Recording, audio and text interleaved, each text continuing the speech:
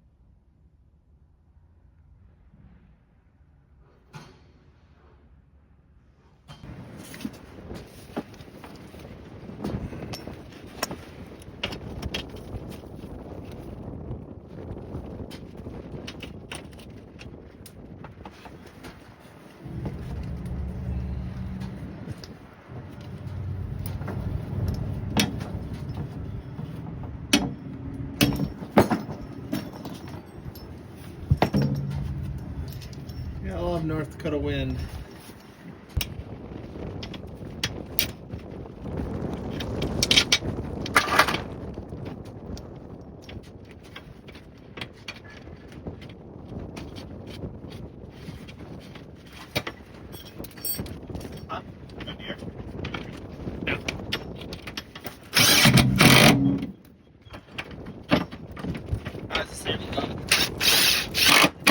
Sorry for all the wind, but it's North Dakota, so it's gonna be blustery. Anyways, re-drilled this, mounted it up higher, gave us the proper clearance. So when we dump the suspension on this and back up, these aren't gonna roll under the rear tires and rip like this one did because it was too long in the first place. Also, got a bonus for today.